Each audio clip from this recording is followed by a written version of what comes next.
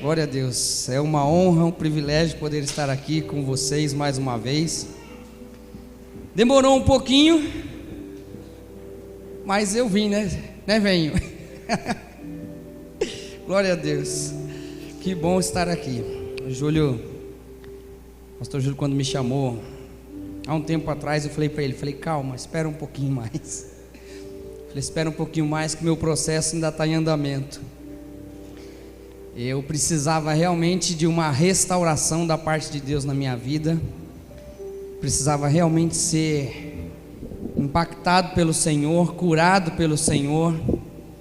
E Deus tem feito isso a cada dia na minha vida. E o que eu posso dizer é que hoje realmente Deus tem me restaurado, tem trazido de volta os meus sonhos, tem me feito glorificar o nome dele cada vez mais, diante de tudo aquilo que nós vivemos. E eu quero ler com você aqui o livro de Lucas. Eu não vou me demorar não, mas eu quero compartilhar algo com você. Livro de Lucas capítulo 15, a partir do versículo 25. Esta foi a palavra que foi ministrada hoje de manhã lá na sede. Então eu queria ler com você Lucas 15, a partir do versículo 25. Nós vamos ler até o versículo 31, tá bom? Trago aqui um abraço do nosso apóstolo também, da nossa apóstola, falei com eles hoje de manhã, confirmando que estaria aqui.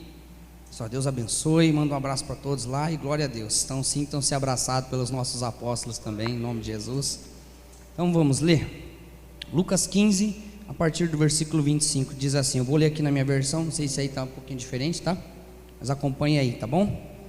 Ora, o filho mais velho estivera no campo, e quando voltava, ao aproximar-se da casa, ouviu a música e as danças.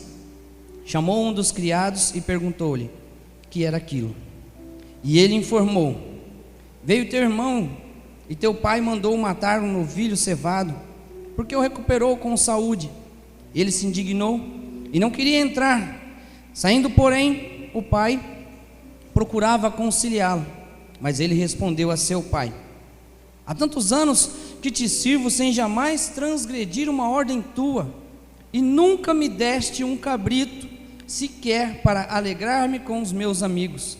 Versículo 30. Vindo, porém, esse teu filho, que desperdiçou os teus bens com meretrizes, tu mandaste matar para ele um novilho cevado. Então lhe respondeu o pai: meu filho, tu sempre estás comigo, tudo o que é meu é teu. Feche teus olhos um pouquinho. Pai, por esta palavra, Jesus. Deus, eu te agradeço, ó Senhor, pelo privilégio, Senhor, pela honra de estar neste lugar. Deus, o que eu quero te pedir, Senhor Deus, nesta hora, ó Jesus, é que o teu Espírito Santo fale aos nossos corações, ó Pai, e traga, Senhor Deus, entendimento, discernimento, ó Pai, e renovação nas nossas vidas. Senhor Deus, que a tua palavra ela venha, Senhor Deus, ministrar de uma forma extraordinária, Senhor, pois precisamos a cada dia nos alimentar dela, Senhor Deus, e sabermos, ó Pai, que o Senhor tem cuidado de nós em todo o tempo. Fala conosco mais uma vez, é o que eu te peço, ó Pai. No nome de Jesus nós oramos e nós te agradecemos. Amém e graças a Deus. Essa palavra, acredito que já é uma palavra muito conhecida de muitos de nós, da nossa grande maioria. E aqui eu queria colocar uma pergunta: o que é uma vida de sucesso? Nós podemos dizer que no mundo, o sucesso que as pessoas buscam, normalmente elas buscam a todo custo alcançar aquilo que elas almejam com relação ao sucesso. E às vezes é necessário até mesmo, melhor, se faz necessário por aquilo que elas almejam, pelo fato de estar no mundo. Elas almejam aquilo a todo custo e elas fazem de tudo para alcançar aquilo que elas querem. Até mesmo passar por cima de pessoas, até mesmo prejudicar alguém para obter aquilo que ela deseja. É assim que funciona ou não é? Sim ou não? Sim ou não? Sim. Normalmente acontece muito. Infelizmente acontece muito. É o que nós mais vemos. São pessoas que querem a todo custo alcançar algo e elas não medem esforços para que isso aconteça.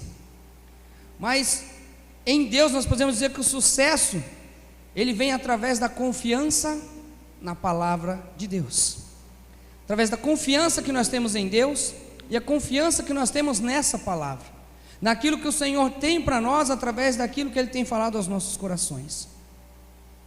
E o que nós vemos, infelizmente, no mundo, são as pessoas que querem alcançar a todo custo, prejudicam pessoas ou até mesmo vivem para o seu próprio trabalho, porque querem alcançar coisas, desejam alcançar coisas, têm metas. E já ouvi até casos de pessoas que queriam alcançar alguma coisa e alcançaram aquilo que elas desejavam, tiveram uma empresa muito bem sucedida, alcançaram bens materiais, mas quando você chega até ela para perguntar: e a sua família? Muitas vezes: não deu certo, a minha esposa não compreendeu o meu trabalho, que eu precisava trabalhar muito, os meus filhos não entenderam que eu queria dar tudo de bom e do melhor. Então às vezes a pessoa ela se dedica tanto em prol de alcançar alguma coisa, que ela se esquece daquilo que é mais importante, que é aquilo que Deus deu, que é a sua família. E eu ouvi uma frase, o apóstolo costuma dizer muito essa frase, que nenhum sucesso justifica o fracasso de uma família.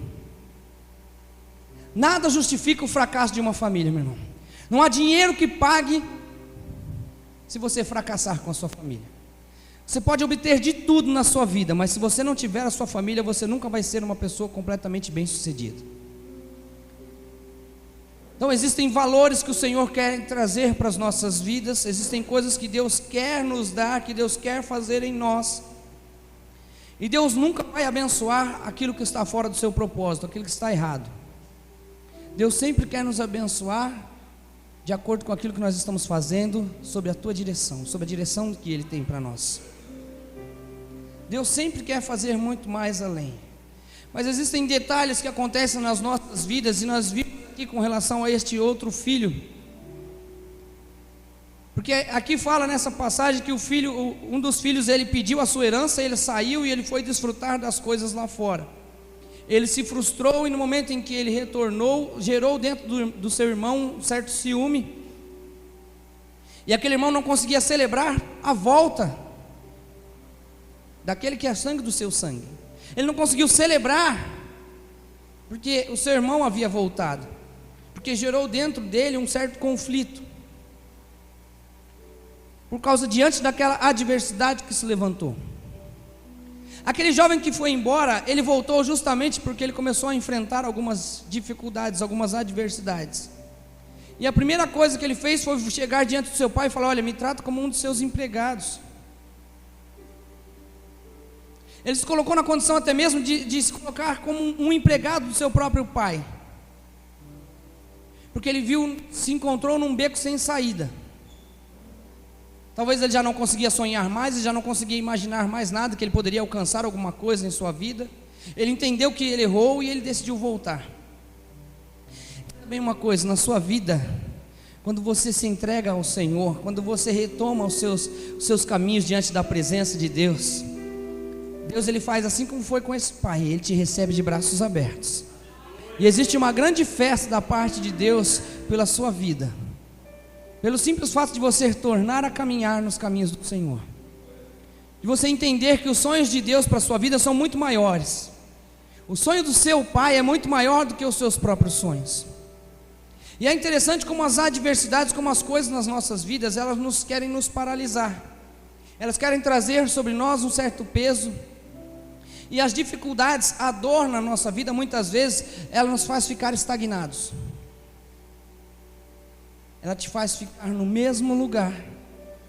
Ela não permite que você venha sonhar os sonhos de Deus para você. Ela permite que você realmente não consiga almejar mais nada na sua vida. As adversidades, a dor, ela te paralisa.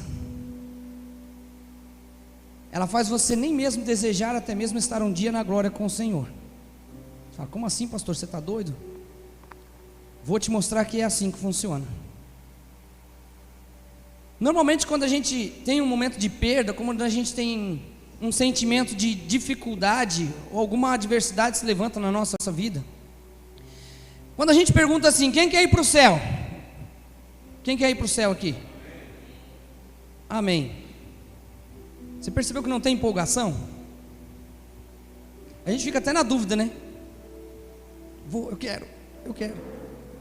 Por que normalmente quando a gente fala quem quer ir para o céu, às vezes nem isso nos empolga mais? Porque mesmo no nosso subconsciente, a gente imagina que a gente vai perder algo aqui na terra.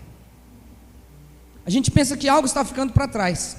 Não, pastor, como eu vou deixar os meus filhos? Não, eu quero ir para o céu, mas eu ainda, eu preciso cuidar da minha família, eu tenho os meus filhos aqui, eu tenho meu emprego, estou conquistando coisas agora.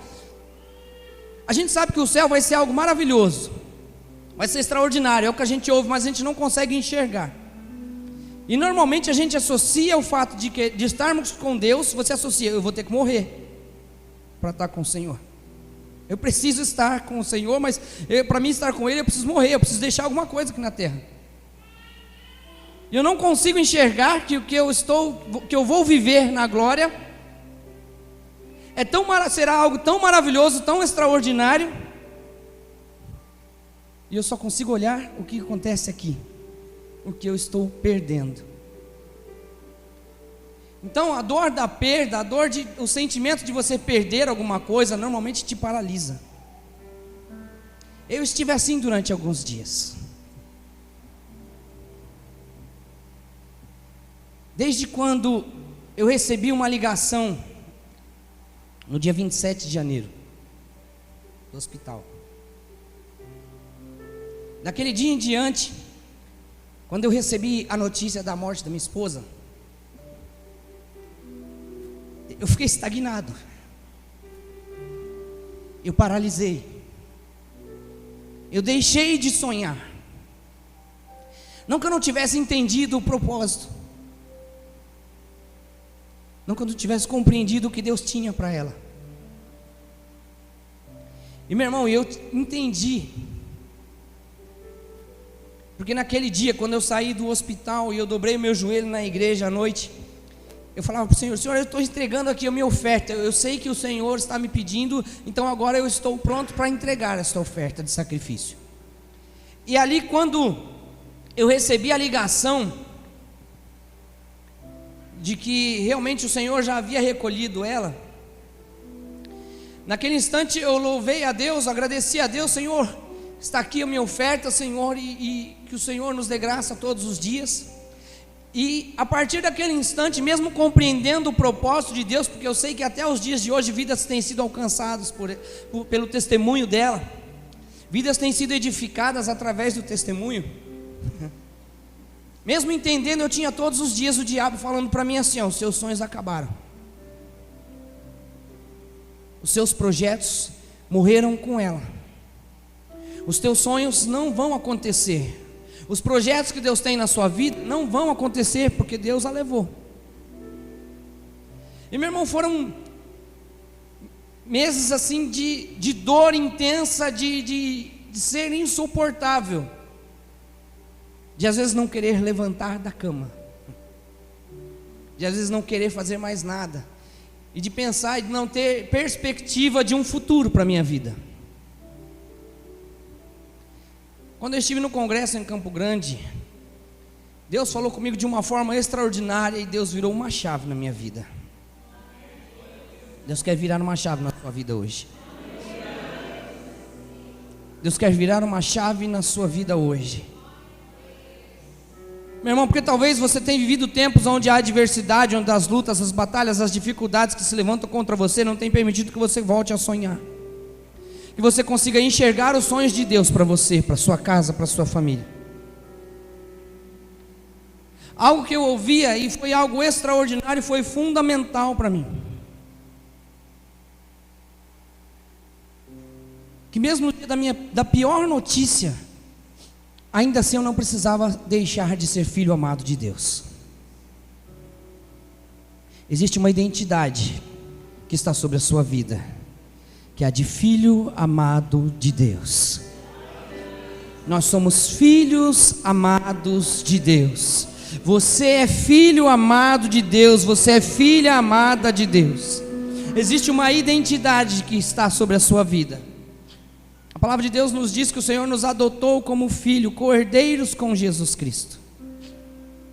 Nós somos tidos como herdeiros do Senhor. E existe um futuro glorioso preparado para nós. E quando eu ouvia esta palavra ali, Deus virou uma chave, porque até então, isso foi dia 16 de março, eu estive nesse congresso. E ali, quando Deus falava isso comigo, Deus me mostrava que os sonhos dele para mim não morreram. Os sonhos de Deus para você não morreram. Deus me fez voltar a enxergar. Obrigado. Deus me fez voltar a enxergar. Deus me fez voltar a sonhar os sonhos dele para mim. Deus me fez ver que os projetos que ele tem para a minha vida, os sonhos dele para mim, eles não foram enterrados com ela. Porque senão ele tinha me levado também. Mas Deus tem um propósito para cumprir. Deus tem algo para cumprir. Deus me fez enxergar que ele ainda tem coisas grandes a realizar na minha vida. Existe um futuro glorioso da parte dele para mim, assim como tem um futuro glorioso dele para você. Existe um futuro glorioso da parte de Deus, meu irmão, para a sua vida, para a sua casa, para a sua família. Existe uma história extraordinária que Deus quer realizar em você e através de você. Existe um chamado da parte de Deus. Existe cura que Deus precisa realizar dentro do seu coração. Uma das minhas orações eu falava: Senhor, como que eu posso ajudar outras pessoas se hoje eu preciso de ajuda? Se hoje eu preciso ser curado? Porque eu olhava e eu vi uma pessoa que também perdeu o seu marido, e ela, isso há 2 anos. E um dia eu a vi chorando, falando a respeito disso, e eu orava falando assim: Deus, 2 anos eu não vou suportar essa dor. 2 anos eu não vou suportar tudo isso. E eu orava: Senhor, que o Senhor mude isso na minha vida, que isso venha amenizar, porque talvez essa dor ela nunca venha passar. Mas eu sei, Senhor, que se essa dor ela continuar na intensidade que está, sem eu conseguir dormir, eu não vou aguentar 2 anos. E a minha oração era: Senhor, que o Senhor trate isso o mais rápido possível dentro da minha vida. E quando eu estive naquele congresso, Deus começou a tratar em cada detalhe da minha vida. Deus começou a virar, Deus virou uma chave, Deus começou a tirar essa dor, Deus começou a me dar graça todos os dias. Daquele dia em diante eu voltei a ter as minhas noites de sono. Deus começou a trazer uma restauração e me fez enxergar que Ele tem um plano perfeito a realizar. Existe um plano perfeito da parte de Deus para você, meu irmão. Existe um plano poderoso da parte de Deus para a sua vida. Este jovem, ele olhava aqui para o seu irmão, e a primeira coisa que ele fez foi questionar o seu pai. Ele não lembrou da sua identidade. Ele questionou o seu pai: mas pai, eu estou contigo todos os dias. Você não tem coragem de matar um novilho para mim celebrar com os meus amigos? E o filho que havia sumido, ele voltou, e olha só o que é isso. O diabo muitas vezes ele quer roubar a sua identidade. Aquele filho que foi embora, quando ele voltou, ele falou: pai, me trata como um dos seus empregados. A identidade dele também havia sido roubada.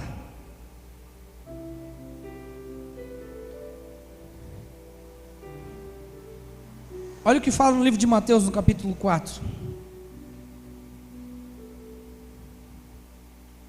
A seguir, Jesus foi levado pelo Espírito ao deserto para ser tentado pelo diabo. E depois de jejuar 40 dias e 40 noites, teve fome. Então o tentador aproximou-se e disse: se és filho de Deus, manda que estas pedras se transformem em pães. Olha só, o diabo ele tenta roubar a identidade. Ele vai tentar em todo o tempo, diante de uma adversidade, roubar a sua identidade de filho. Ele tentou o próprio Jesus, dizendo para ele: se és mesmo filho de Deus, então peça que essas pedras se transformem em pães, mata a sua fome. Ou se joga aqui, dá uma ordem aí que os anjos vão te pegar. Questionando a identidade que ele tinha. O diabo em todo o tempo ele vai querer roubar a sua identidade. Tem sonhos para você.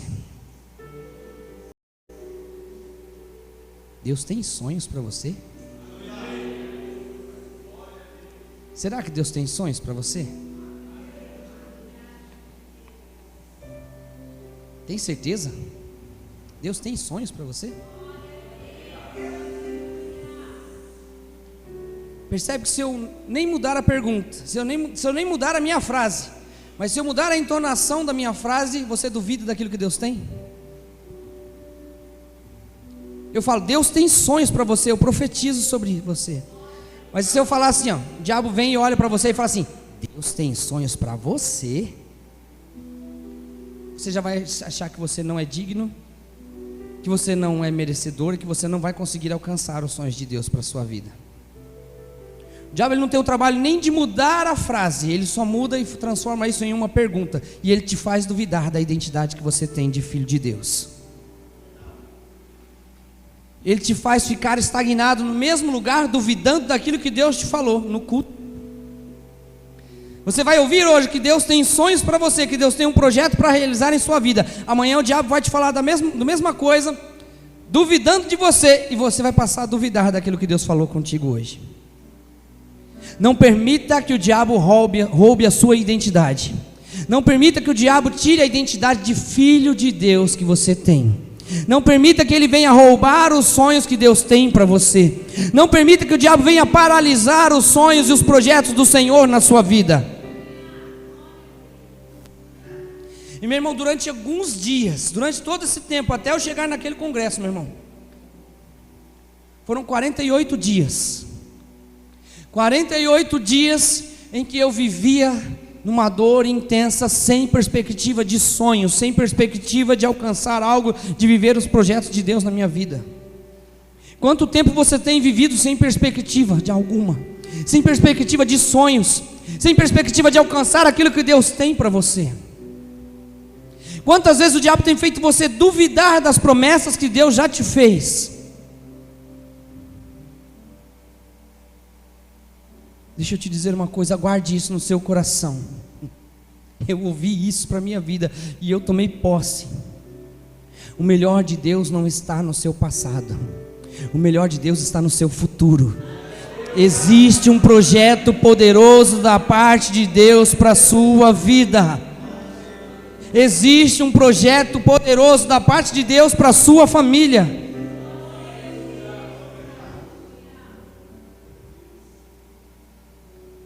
Olha para a vida de José. Depois você vai lá no livro de Gênesis, você vai ler lá sobre os sonhos de José. E você vai ver que José, a partir do momento que ele teve sonhos, ele passou por muitas coisas. Ele foi jogado numa cisterna, ele foi vendido como um escravo. Depois de ser vendido como um escravo, ele foi acusado de ser um estuprador.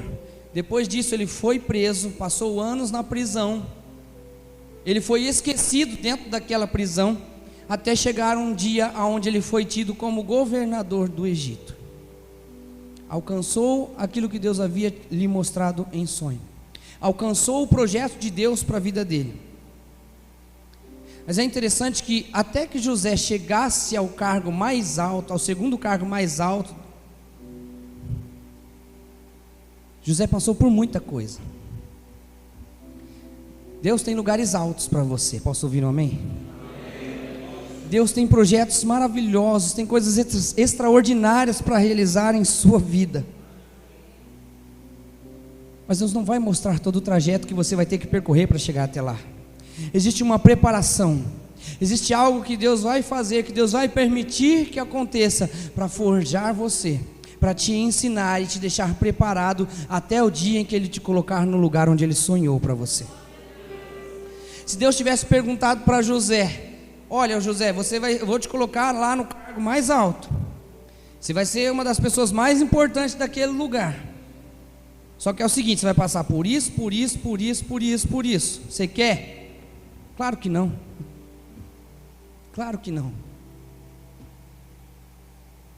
Se Deus tivesse olhado para mim e falado assim: Edir, é o seguinte, eu tenho esses sonhos para você, eu tenho projetos para você, eu tenho coisas a realizar, mas só que é o seguinte, eu vou levar a sua esposa. Eu teria dito não. Claro que não. Jamais aceitaria o projeto de Deus para a minha vida.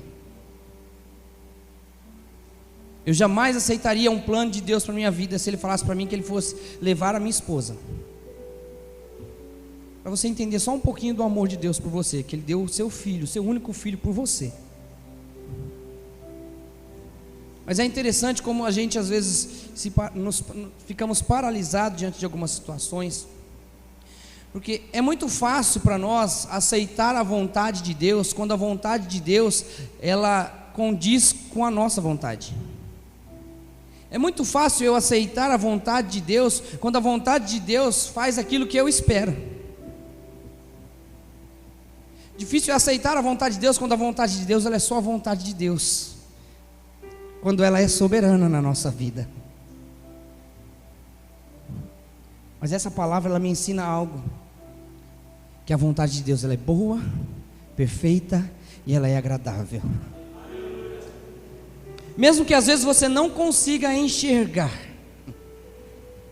mesmo que às vezes você não consiga ver, a vontade dele, ela é boa, ela é perfeita e ela é agradável. Com Jó foi exatamente assim. No pior momento da sua vida, a sua esposa ainda virou para ele e falou assim: amaldiçoa esse Deus aí, morre. E Jó, diante do discernimento que ele teve, ele falou: como eu posso aceitar a boa vontade de Deus, e como eu não vou aceitar aquilo que Deus tem para mim? Como eu não posso aceitar o que Deus está fazendo? Ele falou: você está falando como uma louca. E Jó se manteve fiel em todo o tempo. Aceitar a vontade de Deus quando ela faz aquilo que a gente quer é muito fácil, meu irmão. Quantas pessoas eu vi que têm voltado aos caminhos do Senhor, quantas pessoas foram desatadas, quantas vidas têm sido edificadas através do testemunho. Eu falo que a minha filha, ela tem sido um exemplo nisso com os vídeos que ela tem feito. Muitas mensagens nós temos recebido: obrigado por aquilo que você tem falado, porque eu estou passando pela mesma situação, eu estou vivendo as mesmas coisas, e aquilo que você falou está me ajudando. Quantas vidas retornaram aos caminhos do Senhor pelo legado que eu vi que foi deixado. Quanto vale uma vida para o Senhor? Eu entendi que Deus a levou porque Deus tinha muitas outras para alcançar. Algumas coisas você nunca vai entender aqui, mas a vontade de Deus, ela é boa, ela é perfeita, ela é agradável. E o plano, o projeto de Deus para a sua vida, ele é perfeito. Ele é perfeito. Aceitar a vontade de Deus quando ela é soberana, meu irmão, vou dizer para você, não é fácil, mas vale a pena. Vale a pena, porque Deus, Ele nos mostra tudo aquilo que Ele tem a realizar, tudo aquilo que Ele tem a fazer, e Ele nos traz o refrigério na hora certa. Existe um plano de Deus para a minha vida, existe um plano de Deus para a sua vida, existe um plano de Deus para a sua família, existe um projeto, um plano perfeito da parte do Senhor, que precisa ser executado sobre a sua vida. Você precisa viver os planos de Deus. O que nós mais vemos nos dias de hoje são pessoas que têm vivido um tempo de depressão, de ansiedade, de pânico. São as doenças deste século. Pessoas que têm se colocado na depressão, pessoas que têm vivido na ansiedade, que têm tido crises de pânico, pessoas que têm se deixado ficar paralisadas por contas de uma série de coisas que acabam paralisando. E esse é o papel do diabo para a sua vida: é roubar, é matar, é destruir, é de alguma forma tomar aquilo que Deus tem da sua vida, é denegrir a imagem de filho que você tem, é tirar tudo aquilo que o Senhor tem de mais precioso, que é a sua identidade. O apóstolo, ele falava hoje que a depressão, podemos dizer que é o excesso de passado. Pessoas que ficam pensando aquilo que não deixaram, que não conseguiram alcançar, que estão vivendo das coisas que lá atrás ainda que não deu certo, que foi frustrado, ou que viveu um tempo muito bom lá atrás, mas que hoje não consegue viver. A ansiedade, podemos dizer que é o excesso de futuro. Nossa, amanhã eu tenho coisas para pagar, eu tenho coisas para para fazer, eu tenho tantas coisas, eu tenho isso, eu tenho aquilo, e você fica ansioso, meu Deus, é tanta coisa, eu preciso realizar isso, eu preciso realizar aquilo. E o pânico, podemos dizer que é o excesso do presente, que você fica com medo de que as coisas não vão acontecer, e aí você se paralisa e você fica estagnado. Mas existe um remédio da parte de Deus para nós, está lá no livro de Hebreus capítulo 13, versículo 8, coloca para mim, Fabrício, por favor.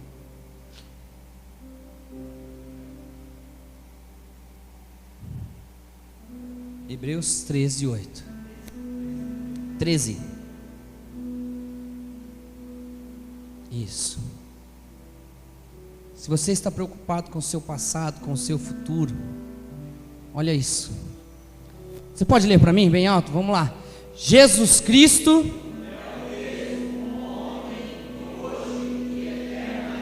aleluia. Ele é o mesmo ontem, hoje e eternamente. Não se preocupe com as coisas que estão ao seu redor.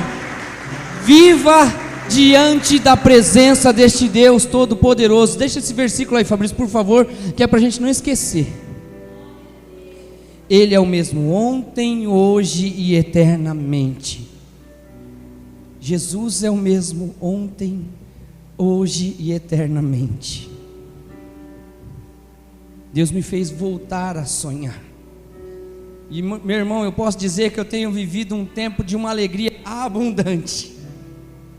Uma alegria abundante na minha vida. O que Deus está fazendo, meu irmão, não consigo nem explicar.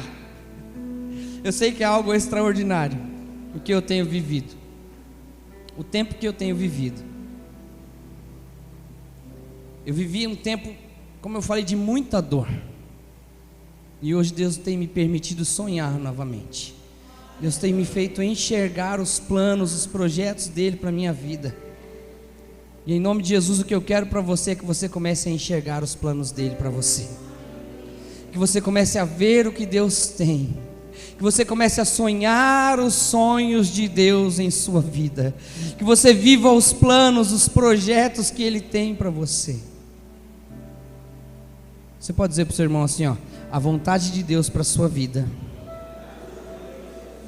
Diga para ele assim, ó: ela é boa, ela é perfeita e ela é agradável. Diga: Deus tem o melhor para você. Deus tem o melhor para você. Aleluia. Quantos creem? Aleluia. Podem glorificar o nome do Senhor. Aleluia. Glória a Deus.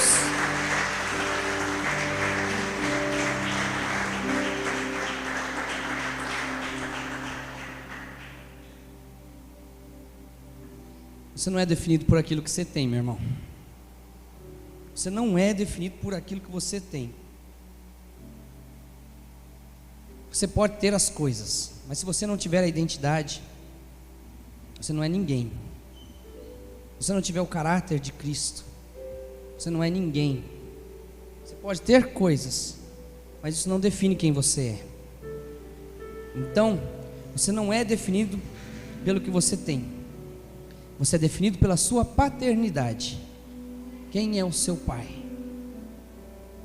Nós temos o Pai Celestial, o nosso Deus. A Bíblia nos ensina: se nós que somos maus sabemos dar boas dádivas aos nossos filhos, o que dirá o nosso Pai Celestial? O que dirá o nosso Pai Celestial para conosco? Você é filho amado de Deus. Você pode dizer isso para alguém? Você é filho amado, você é filha amada de Deus. Você é filha amada de Deus. Deus tem um plano, Deus tem um projeto para a sua vida. Deus tem sonhos para realizar em você. Deus tem sonhos preparados para você. Deus tem um projeto específico para você.